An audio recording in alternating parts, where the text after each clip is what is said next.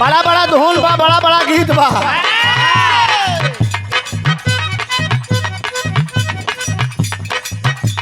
रउआ सब सुनत नहीं, मास्टर गीत बजौले बड़न। कौनो दुल्हन के दुल्हा कहलन कि चले के मेला। मास्टर साहब इशारा होता, हमारे वीर बहादुर यादव जी हमारे गायक हैं, बड़े भाई हैं, मैं आपका भी स्वागत अभिनंदन वंदन करता हूँ। गिरी काटत रही हम जानत हूँ। इशारा करता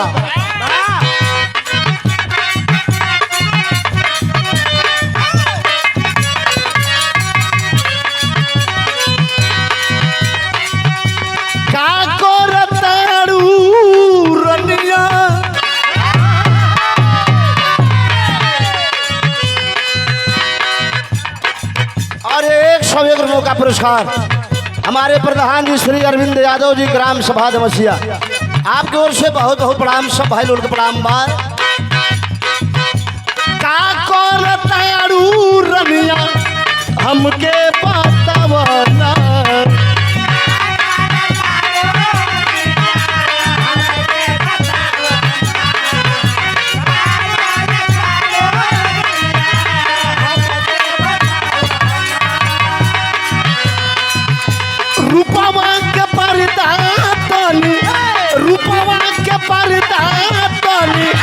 धनिया हटावना।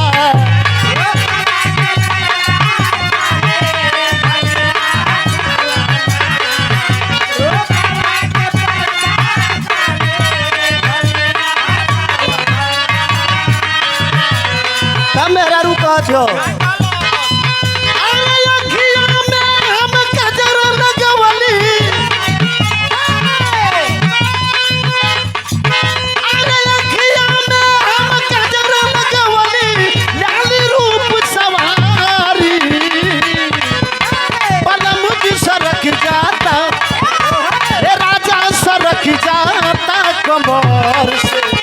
स्टोन वाली साड़ी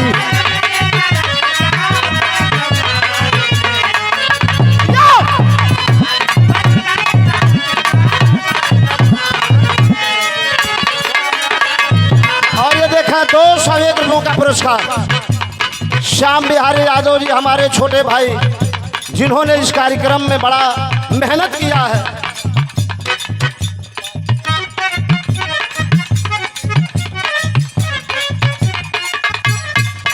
सुरेंद्र भाई का इशारा है कि 5 मिनट में खत्म कर दिया जाओ। सही बात हो, तो जितना देर हम गौले बनी उतने देर सब गाई सुरेंद्र भाई, नहीं तो हम मचा दे भाई। जितना देर हम गाई उतने देर सब गाई, हमारी बेर हम जाई मत। 5 मिनट गा ले हम तो एबे बंद कर दे, लेकिन सबका उतने देर में फरियाई ना हम जाना था। फरिया जाए उतना देर में सबका तो हम गुलामी लिखा दे, केहू के फरियाई वाला नहीं कहे भाई लोग फरियाई जाए, हमन को उतने देर में बंद कर दे। 101 रुपयों का पुरस्कार बहुत बहुत प्रणाम। सब भाई लोग प्रणाम हो।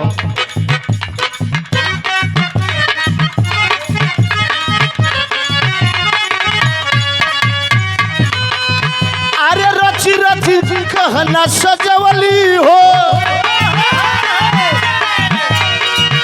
अरे रची रची में हदी लगवली हो, अंगे अंगे कहना सजवली हो।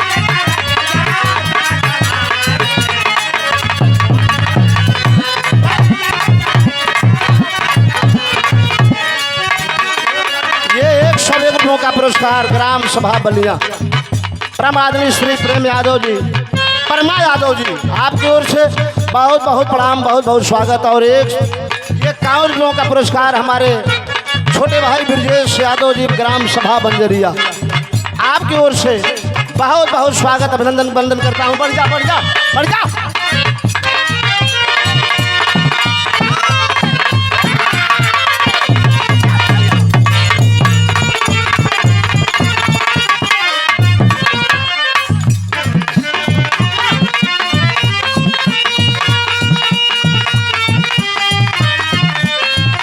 देखिए मास्टर थे पूर्वी लहरा बजावत तड़न दीवान जी।